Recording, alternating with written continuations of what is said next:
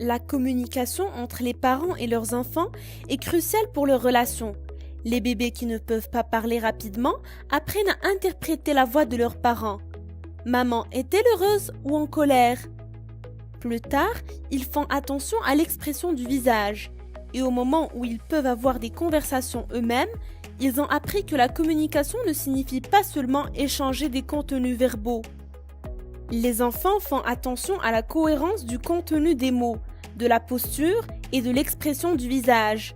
Si les parents ont l'air furieux et disent en même temps « Vous avez bien fait », ils donnent alors des signaux contradictoires, ce qui est déroutant pour les enfants. Inconsciemment, les enfants se posent plusieurs questions simultanément pendant la communication. Qu'est-ce que papa et maman veulent me dire? M'aiment-ils encore? Est-ce que je fais ce que je fais maintenant? Et sont-ils fâchés maintenant? Chacune des questions porte sur la relation entre parents et enfants. Elle tente de comprendre si les parents rejettent ou acceptent ses actes.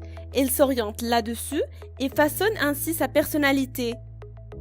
En 5 règles principales, nous souhaitons maintenant examiner de plus près les conditions préalables à une bonne communication au sein de la famille. Une bonne communication nécessite du temps.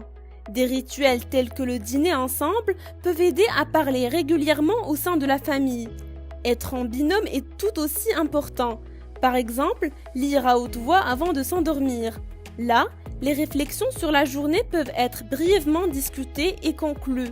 Par exemple, « Maman, es-tu toujours fâchée contre moi à cause de tout à l'heure? » « Non, j'avais juste peur. » Le sérieux de l'enfant devrait être une attitude fondamentale des parents.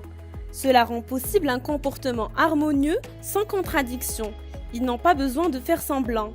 Par exemple, « Je suis triste parce que tu as pris le jouet à ta sœur. Qu'en penses-tu? » Le contact signifie se tourner vers l'enfant, le regarder le plus possible et l'écouter activement, s'asseoir à la hauteur des yeux et à s'adapter à l'enfant. Lorsque les parents répondent à leur enfant, ils apprennent que parler peut aider à faire face aux situations. Un bref retour signifie pour l'enfant qu'il a été écouté. Par exemple, « Je vois que cela vous met en colère, mais… » Les parents doivent former des phrases claires et compréhensibles afin que la communication crée de la clarté. En outre, les expressions faciales et ce qui est dit ne doivent pas se contredire, sinon l'enfant aura du mal à interpréter une déclaration. Par exemple, « Maman est-elle triste maintenant, comme il me paraît? Ou a-t-elle vraiment hâte de fêter mon anniversaire demain, comme elle le dit ?» Les parents ne doivent pas déterminer le résultat d'une conversation à l'avance. Parlez à votre enfant pour qu'il puisse lui-même trouver des solutions. Le soi-disant conférences familiales peuvent aider à résoudre des questions qui concernent toute la famille. Les affaires adaptées à l'âge sont discutées ensemble et décidées avec l'enfant ou les enfants. La responsabilité est alors partagée. Être ouvert. Si l'enfant réalise très tôt que ces mots ont un effet, il communiquera avec vous plus souvent.